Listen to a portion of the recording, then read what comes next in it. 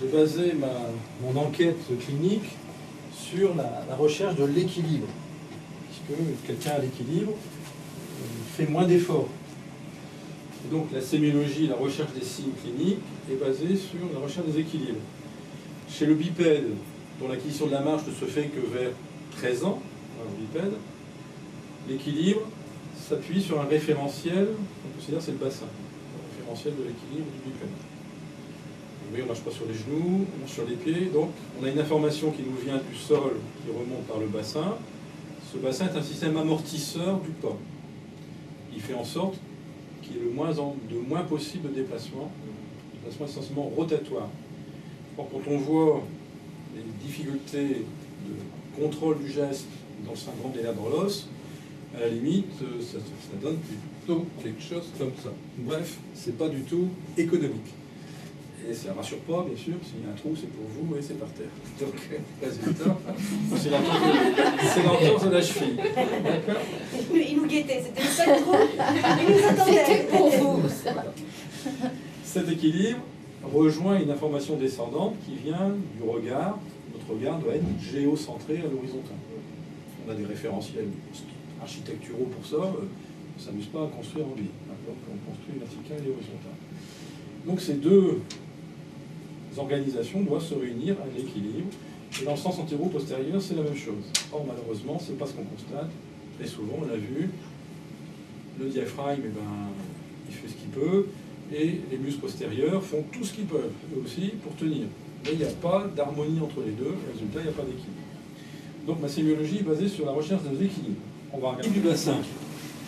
Bon, pas de chance, elle n'a pas d'équilibre du bassin, vu que j'ai une main plus basse en iliaque que au niveau de l'autre côté.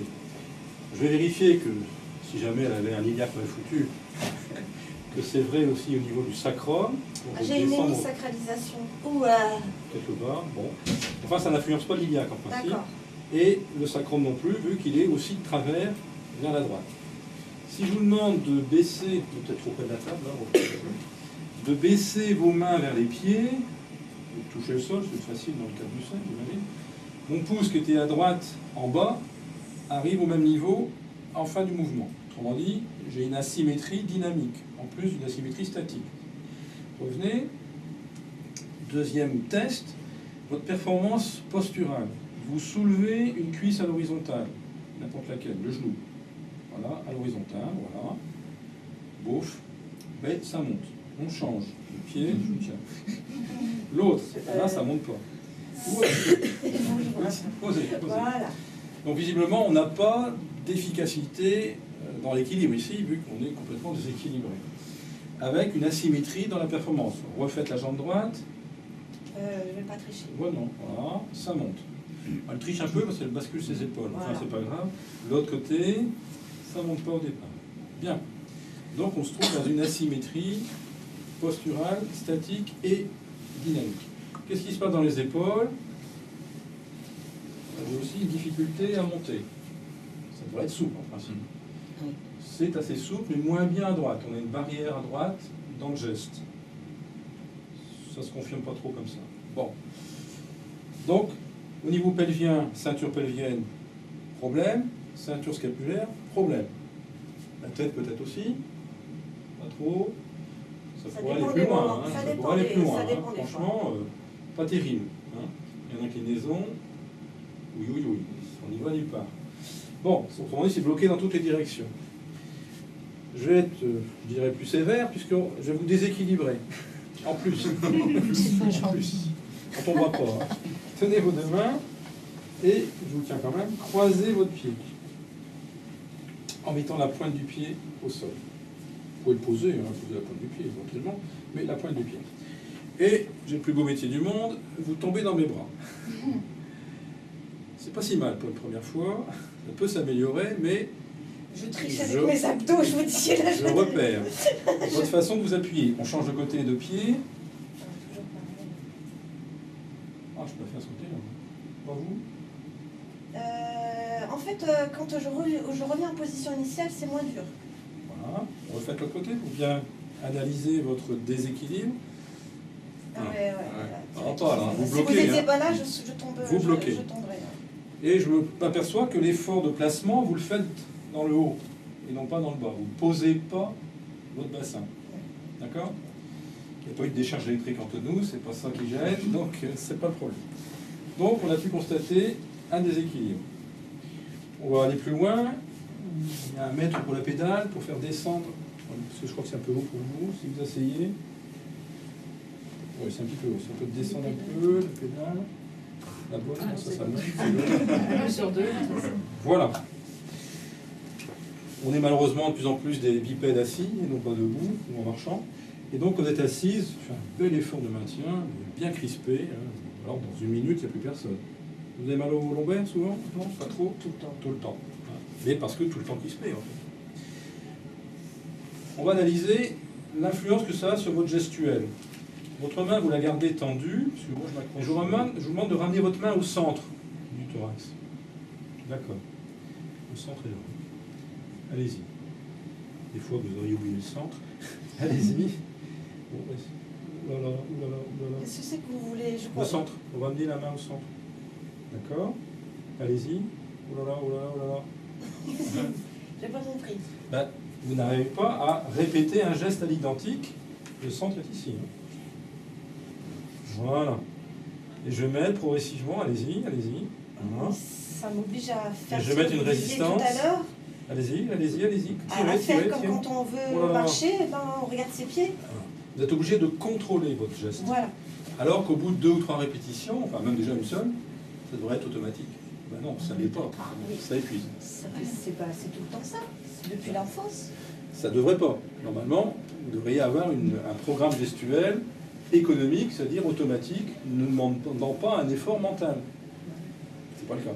Non, parce que l'homme a évolué suffisamment longtemps. Qui est à côté.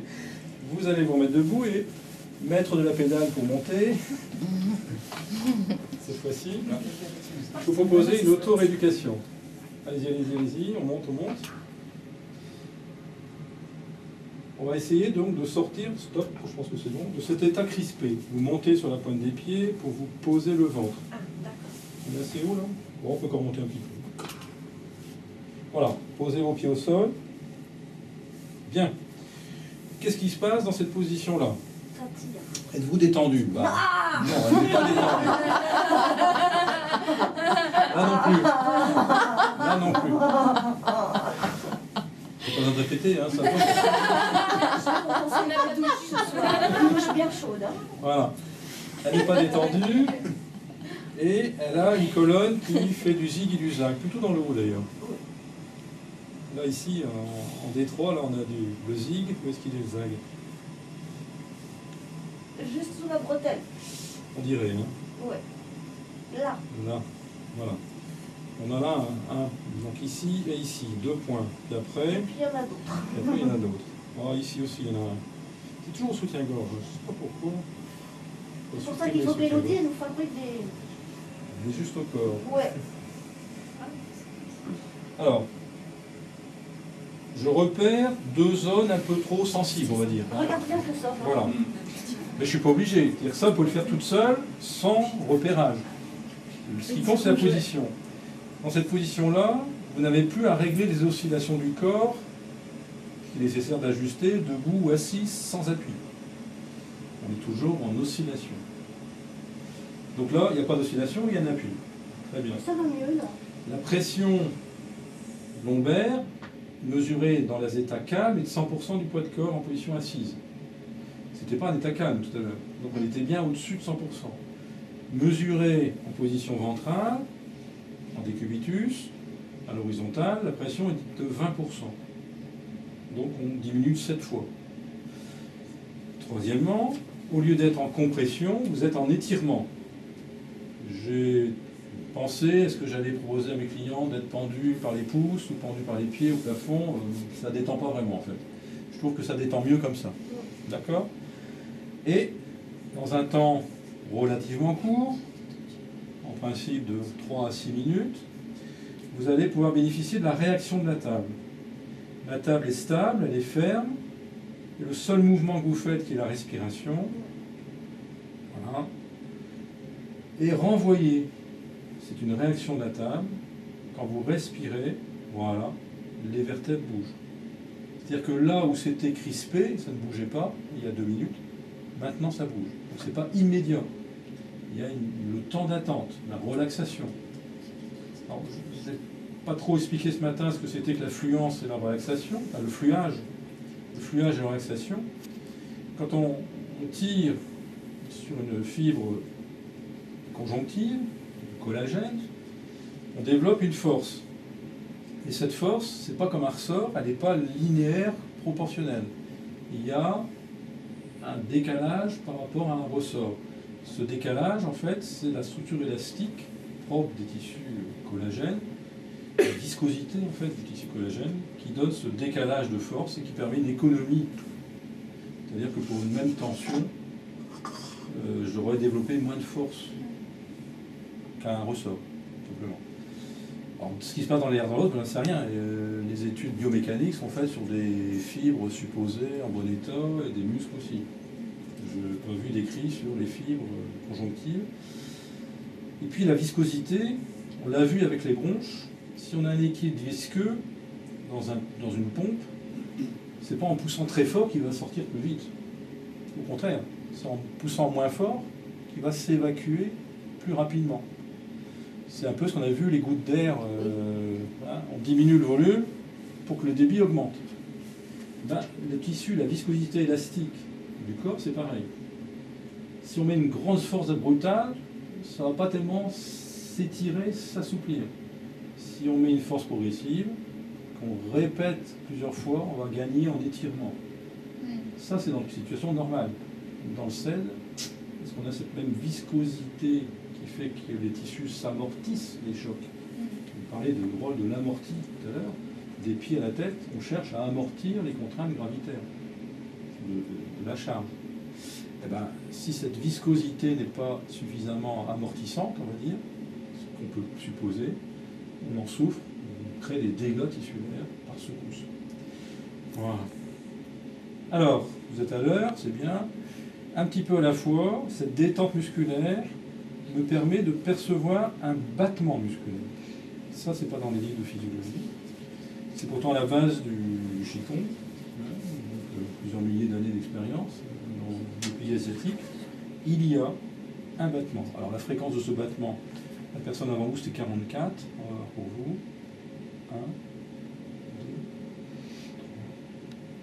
3, 4, 5, 6, 7, 8, 9, 10, 11, 12, 48 à 50, c'est un petit peu plus rapide. C'est entre 40 et 50 dans l'expérience, ça fait 2 ans que je fais ça à chaque consultant qui vient. J'ai jamais eu d'exception. Mais ça peut demander 3, comme ça peut demander 6 minutes. Ça veut dire que vous êtes relâché.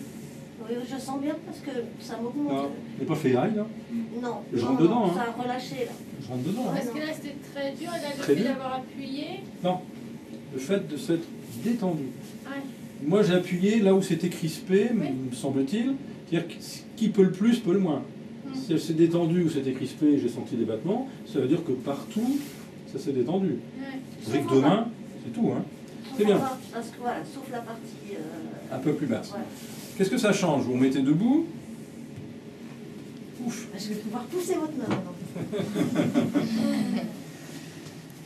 Tiens, vous êtes plus bancal. Votre bassin, il est remonté. Ah, bien sûr. Il est droit. Le bassin est horizontal cette fois-ci. Carrément.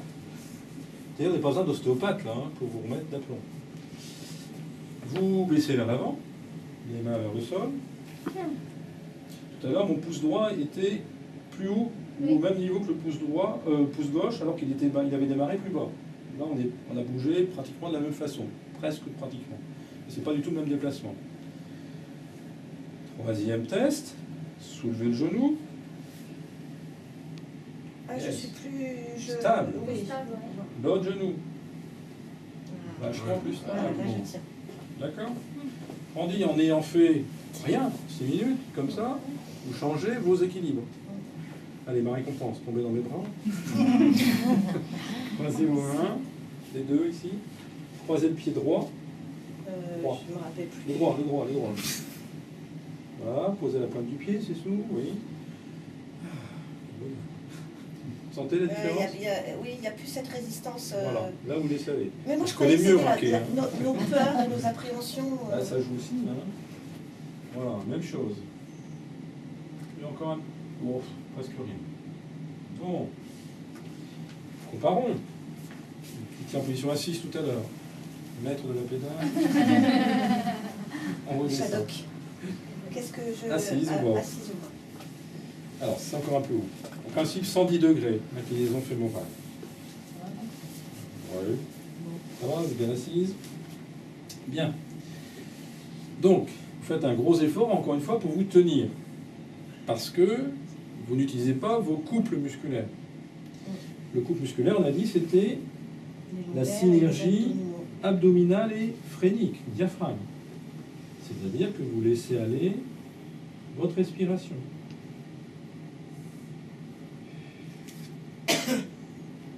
Voilà. Et ça se pose. En fait, notre respiration, en fait, c'est comme si nos poumons, on en faisait un airbag. Tout à fait. Et qu'on s'installe dedans. Voilà. Bon, ce serait bien, mais vous n'êtes pas vraiment bien installé. J'ai fait une manche à balai. Si vous êtes trop en difficulté, un petit peu haut, disons.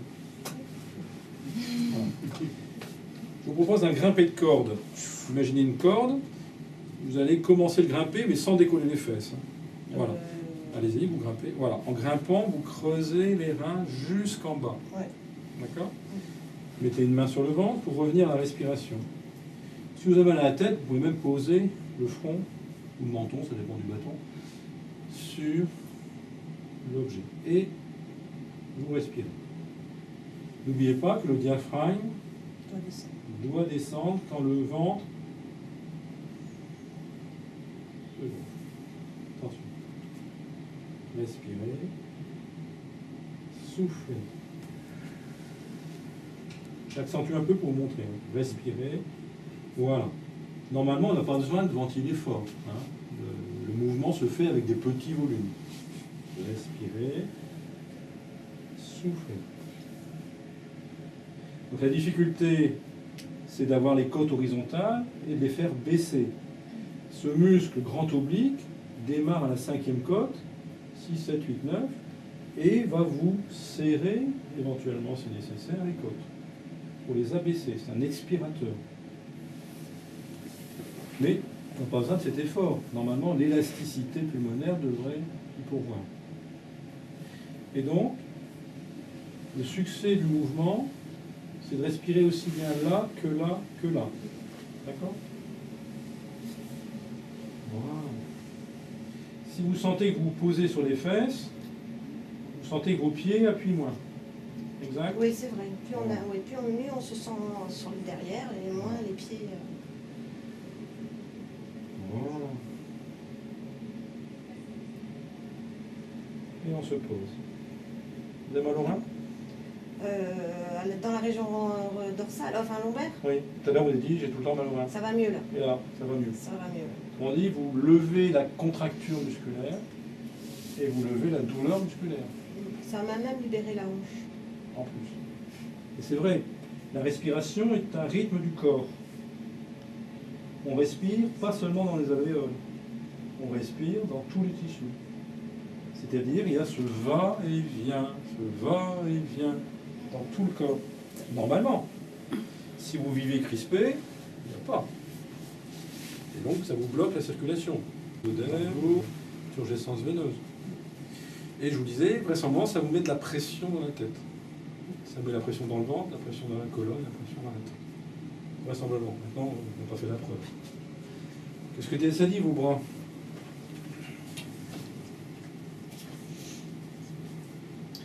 Au centre. Là, on est d'accord. Au centre. Oui. Allez, je tombe. Tirez. Tirez-moi, tirez-moi, tirez-moi. Voilà, vous êtes toujours au centre. Tirez-moi. Allez, allez, je tombe, je tombe, je tombe, je tombe. Et vous êtes toujours au centre. Vous n'avez pas besoin de réajuster votre geste. De l'autre côté, sur le pareil, j'espère. C'est pour ça que je ferme les yeux. Allez-y. Pour pas forcer. Au centre. Là. Au centre. Là. Je mets une résistance. Là. Bon poids, bon poids, bon poids, bon poids. Vous n'êtes pas dévié. Là, vous êtes performant. Vous pouvez faire du tennis. Maintenant, votre geste, il est centré. Il est bon. D'accord? Qu'est-ce que ça dit dans les épaules? On va voir. Ça a du mal à se lever tout à l'heure. Hein. Qu'est-ce que vous en pensez? Ah ouais. On va danser là-haut. Voilà. Avec le tennis, là-haut, Voilà. Ça va pas être On n'a pas touché vos épaules. D'accord. Et vous avez pourtant libéré parce que vous avez retrouvé le placement ici, en L4, L5. Alors que tout à l'heure, bien que vous ayez fait l'effort de vous creuser, c'était pas au bon endroit. Vous manquez une vertèbre. Bon, j'ai l'habitude de le voir, mais le manche à balai, vous êtes sûr à peu près de vous placer comme il faut. Alors, je vais vous inviter, parce qu'on parle de Kabat ici, à explorer vos gestes. On avait dit, il faut trouver l'équilibre entre les agonistes et les antagonistes. Qu'est-ce que la technique Kabat? Vous allongez,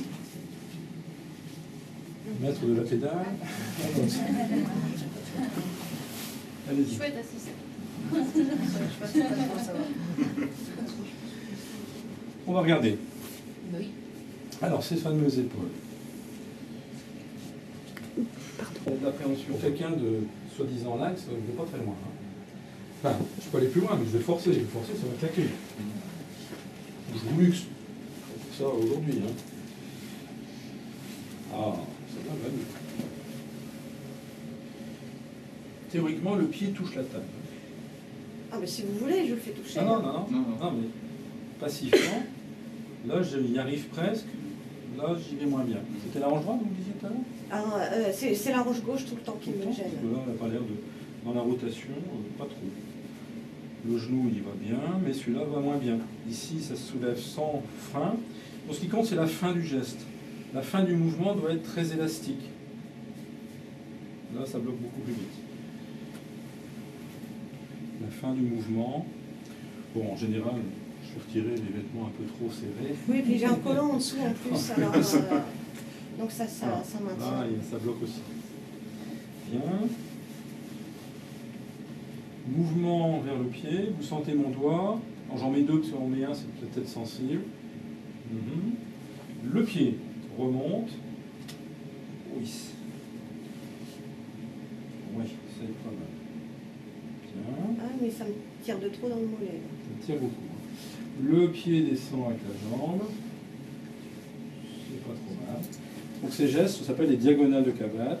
Le pied tourne, l'orteil remonte. Pas de kiné ici? Non? Pas de kiné ici? Non? Si. Diagonale, donc on va vous enseigner les diagonales de Kabat. Hein. Tournez là. Oh là là, c'est dur. C'est dur d'en monter. Hein, là. Ensuite, je vais faire l'autre côté. Donc ça, c'est A', B'. Vous sentez mon doigt sous la malléole. Vous tournez vers l'autre jambe. Tournez vers l'autre jambe. Hop, mon doigt sur la malléole, ici. Allez-y. En principe, je le mettrai de l'autre côté, normalement. Tournez le pied vers le haut. Oh, que c'est dur. Vous voyez la difficulté à trouver le bon geste. C'est comme les bras tout à l'heure. Il faut réfléchir. Voilà. Hein, c'est pas naturel. Baisser.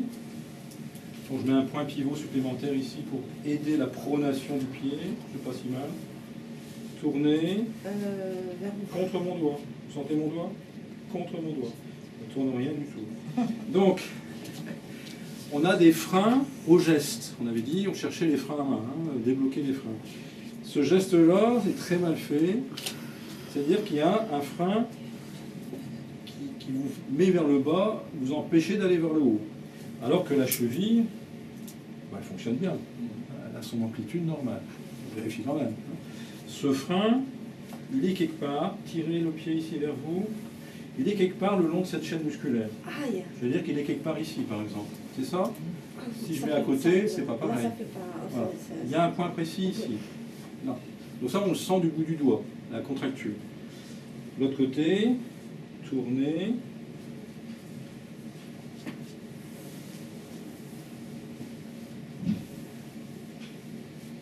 Donc je cherche le long du tibial postérieur. Oh, je le mettrai bien là aussi. Un peu plus vers le. On va voir. Non, vers le. Dans la même ligne horizontale, mais plus vers le lit. Un plus vers le L'épaisseur. profond. Et oui, c'est des chaussettes de ski en plus. Moi, je dirais, bon, Vous, c'est là, cette zone où vous êtes à 2 mm près, là, sur le pied gauche. Plutôt par là. En fait, c'est le point douloureux que vous cherchez. C'est le point douloureux. Oh, il doit être là. Là, mais profond. Alors, pas l'impression on a l'impression que d'un c'est- creux dans le muscle, Voilà. un creux qui est immobile. Donc, le mouvement, on ne fait plus, on va relâcher. Donc, le mouvement aide à repérer le nœud de la contracture. Un geste, c'est un déplacement d'énergie d'un point à un autre, un vecteur. Considérez une ficelle et l'énergie, un anneau qui glisse le long de la ficelle. Il y a un nœud, l'énergie ne glisse pas. Un nœud non plus. Et ici, dans le déplacement du membre, l'énergie, c'est la chaîne musculaire, et dans cette chaîne d'énergie, il y a un blocage, une contracture, dont on n'a pas conscience en général. Sauf certaines personnes qui vont dire, bah, j'ai des crampes toutes les nuits. Oui. Sous les pieds. Sous les pieds. Alors, ça correspond, ce muscle-là correspond à une insertion qui est plutôt proximale ici, sous la voûte. Voilà. Ah ouais, à gauche. Voilà. Ici proximale. Quand c'est le long fléchisseur de la luxe, c'est plus au milieu du C'est au mollet milieu. et c'est plus loin. Et puis de toute façon, on voit, ça c'est l'effet des saillies. Ça. Alors, ces contractures gâchent, je dirais, la marche d'une part, puisque le relevé de pied ne peut pas se faire, l'attaque du pas ne se fait pas bien. Et puis, ça crée des déséquilibres, on avait dit. On Donc, un appuie petit peu à la fois, j'appuie toujours et le battement musculaire apparaît. Ça va plus vite que dans le dos. Est-ce que vous sentez ce battement? Ou la douleur qui diminue? Ben, ça m'a déclenché une douleur, c'est une douleur Plus haut. lombaire. Ouais. Cette chaîne ici, c'est une chaîne de soutien antérieur. Pour les acupuncteurs, c'est ras de pancréas. Bon, je dirais peu importe, je vois pas le rapport, mais c'est un méridien ras de pancréas. Bon. Mais ça fait partie du soutien antérieur. C'est-à-dire ce qu'on n'utilise pas en général, c'est vu qu'on vit davantage penché en avant et en contracture postérieure. On retient son dos au lieu de porter ses vertèbres. Voilà, ça se relâche de plus en plus. Vous le sentez? Oui, ça me fait inconsciemment, je me suis Voilà, mise à vous respirer détendez. Voilà, différemment. vous détendez. Et moi je le sens sous la forme d'un battement musculaire. Ma femme ne me croit pas, elle dit tu bouges tes doigts. Non, je ne bouge pas mes doigts, c'est le muscle qui bouge mes doigts. C'est-à-dire que, comme notre cœur, les muscles battent. Mais on ne dit pas dans nos livres de physiologie, c'est dommage. Le shiatsu vit là-dessus depuis plus de 2000 ans, quoi. Je ne sais pas, mais j'ai peut-être eu des shiatsu, mais c'est une technique de poings, des pouces, des poings, des genoux. Enfin, on appuie sur tout ce qui fait mal. Et ça décontracte.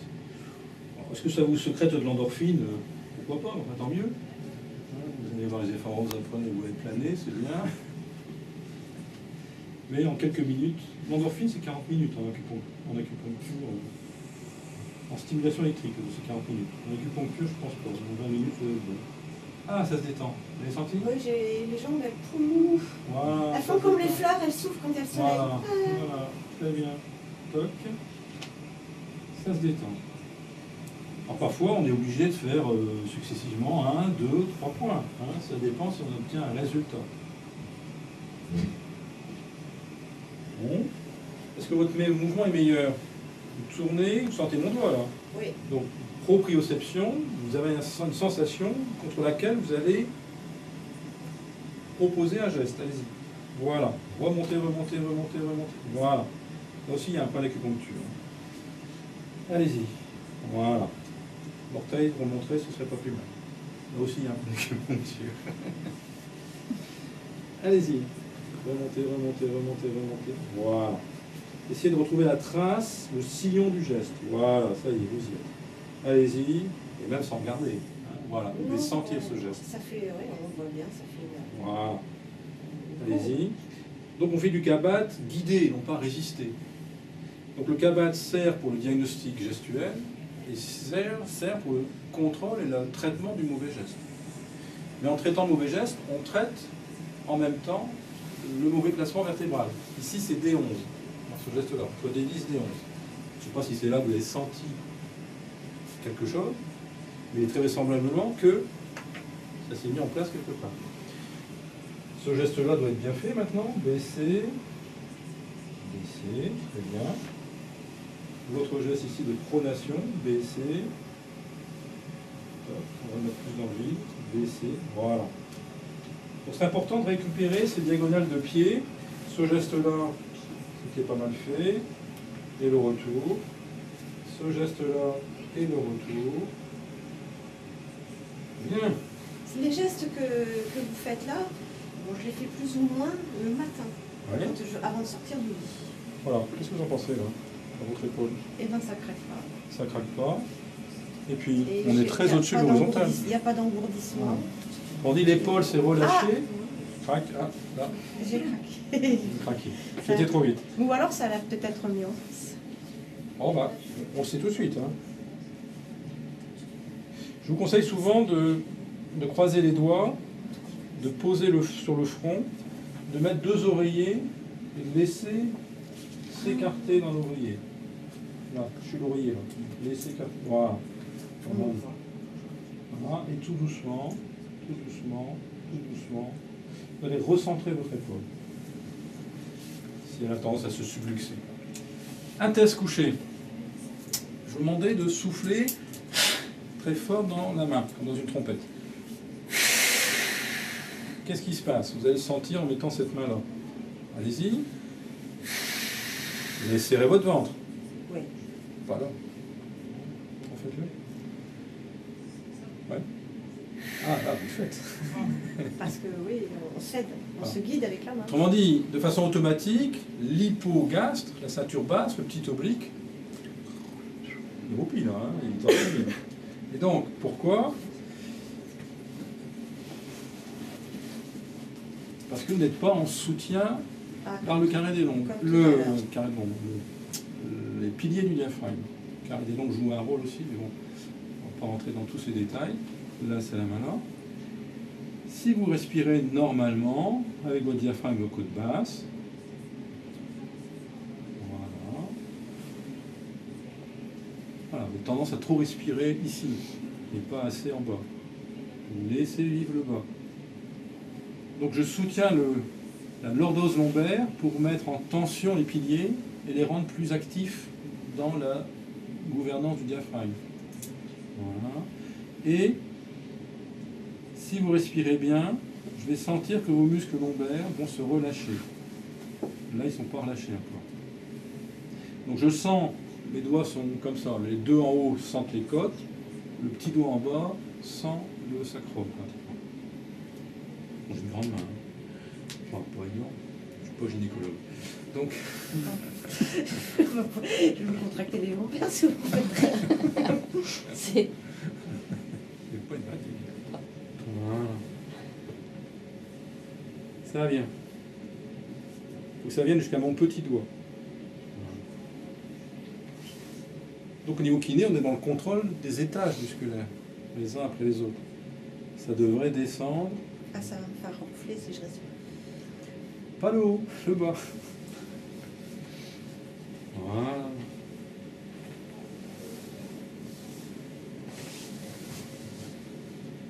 Voilà, je vous laisse faire toute seule. Attention. Les 2 mains ensemble. Non. Vous êtes toujours respiré trop haut. Oui, un peu mieux. Essayez d'aller jusque là. Quand vous respirez. Vous voyez, c'est pas si facile. Hein. Non, parce qu'on sent bien que ça se mélange les pinceaux là. C'est un petit peu mieux. On respire très mal. Et comme ce sont des petits muscles et des petites côtes, il n'y a pas du tout d'efficacité mécanique. On dit que vous brassez de l'air mort là-haut dans la trachée et ça ne va pas dans vos bronches. Vous brassez de l'air pour rien. Et en plus, ça vous fatigue et c'est des muscles qui sont très vite en crispation douloureuse. Ah, j'ai mal. Je m'étouffe. Là, c'est des douleurs musculaires. D'épuisement de ces petits muscles. Alors, c'est surtout vrai si vous faites un effort de course, par exemple. Ça, il faut vraiment que je travaille. Voilà. Donc, il faut travailler avec un coussin. Hein, une serviette Pour éponge. sentir sentir. le... Oui, oh bah, une serviette éponge, c'est très bien à faire.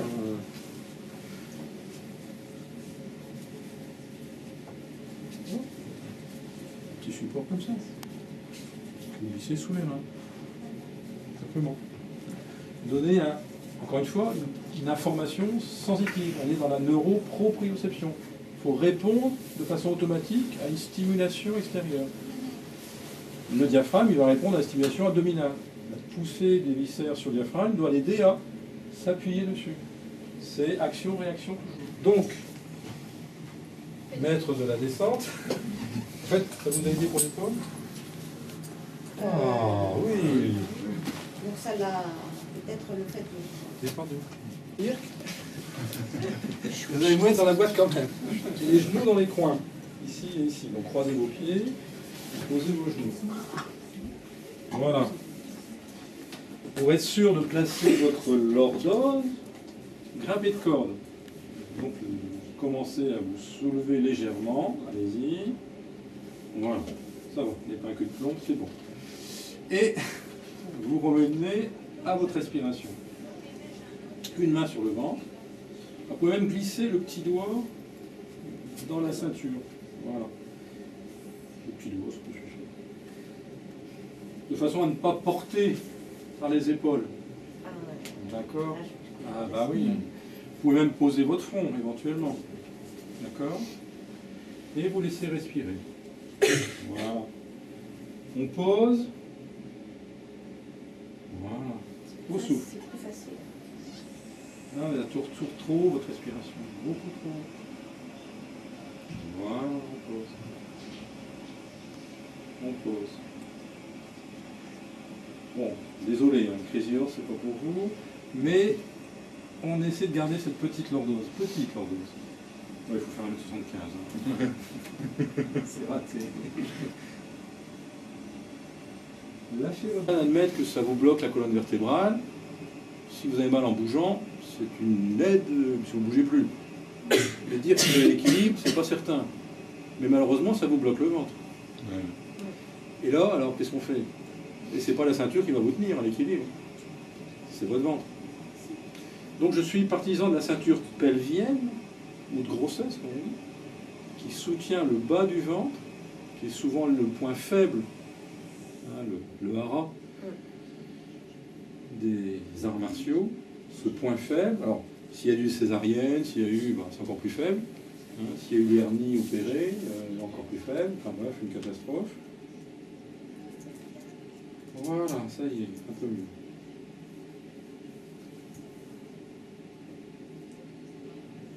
Ce mouvement, on doit le sentir partout.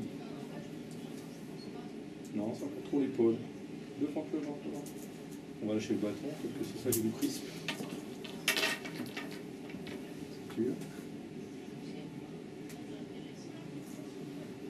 Devant.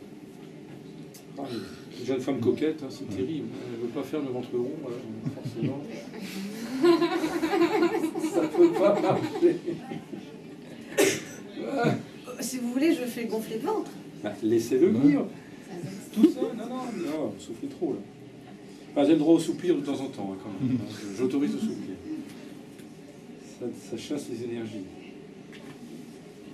Ah, on l'a eu. Voilà, je dois sentir dans vos reins cette détente du ventre. Oui, très bien. Donc pour moi, la rééducation respiratoire, c'est surtout pas gonfler, rentrer, gonfler, rentrer. Non. C'est oui, c'est bien, ou c'est rien du tout. Là, c'est bien. Mais ça donne des vertiges aussi. Là. Parce que vous êtes trop ventilé. On arrête de respirer. T'inquiétez pas. Bon, il y a un percussionnaire s'il faut. Il y a un percussionnaire s'il faut. On arrête de respirer. Trop d'oxygène, cette fois-ci. Enfin, plutôt pas assez de gaz carbonique. Alcalose. Alors, on va terminer par le problème du cou. Vous êtes censé regarder devant vous, c'est raté. Cervical. On va essayer à droite. Oui, on n'y va pas. On va essayer à gauche. C'est un petit peu mieux. Je ne sais pas où vous votez, mais là, vous penchez nettement. Hein, gauche. Et donc, quelque part là, vous allez ressentir une sensibilité particulière. C'est le chakra de la couronne. Voilà. Là, voilà. Mais vous n'y êtes pas là. Dans la fontanelle. Il est là, là où il y a mon doigt. Ah, montrez-moi. Et ouais, on voit bien, il est mou même encore. Il n'est pas si beau que ça. Ah, si, mais là vous n'y êtes pas. Hop, on prend l'oreille, parce que je les connais bien, hein. Je pratique. C'est pratiqué. Je vais vous placer le doigt. Pardon. Voilà. Le point. Ça vous dit. Oui, c'est Et il y en a joli. un autre derrière aussi, mais bon, celui-ci, c'est surtout qu'il est plus doux. Alors, effectivement, il y a un point mou. Le point mou, c'est un œdème. Ah, ça va passer. Qu'est-ce qui se passe? Les tensions musculaires temporales et les aponévroses du crâne tirent de façon asymétrique vers la gauche. Et ça crée une contracture à la longue, comme dans le dos.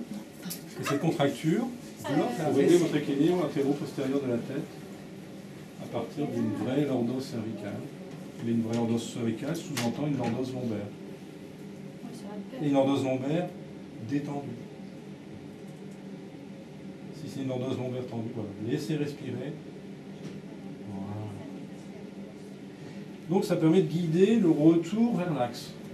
J'en fais pas plus. Et ce qui est vrai, vous n'avez plus la tête qui tourne à gauche. Pourtant, j'aurais parié à gauche. Hein. Vous tournez là? Ouais. Bon, encore de l'un des blocages. Enfin, c'est 2 fois vos 2 mains ici. Pointe du pied sur le sol. Ah, c'est un bonheur. Vous sentez? Je peux aller loin. Jamais été aussi loin. L'autre côté. Sans appréhension de déséquilibre. D'accord? Voilà. Bon, j'espère que ça va durer 1 jour, 2 jours, 3 jours, j'en sais rien en fait. Les patients que je contrôle, c'est des agents hospitaliers que je soigne un peu comme les pompiers de service. Et je les vois le lendemain ou sur le lendemain. En général, ça dure 3-4 jours d'efficacité. Même s'ils ne font rien. Bon, moi je les invite à faire cet exercice sur le ventre, de se détendre, relâcher, de sortir de ces états de contracture qui vous bloquent tout et qui vous font consommer l'énergie folle. Vous voulez que le frein va, vous allez voir, ça va pas aller loin. Et puis après, pour ce qui est de l'amorti, j'ai pas de solution, si ce n'est que d'avoir les pieds les moins crispés possible, d'où cette gestuelle de pied. J'ai eu un monsieur de 88 ans hier, j'ai un canal lombaire étroit, j'ai mal dans les jambes. Alors c'est vrai qu'il était comme ça. J'ai regardé ses réflexes, tout ça, ça allait. Bon, pourtant un électromyogramme, disant ouais, il a un canal étroit de L2 à L5. D'accord. Commencez par détendre ses pieds. C'est tout doucement, serrer. Il est sorti en marchant avec un bâton. Youpi. Ça dure 1 heure, mais il n'y a pas eu de médicaments, il n'y a pas eu de chirurgie, il n'y a pas eu tout ça. Apprenons à nous déployer dans l'espace. Merci. Voilà.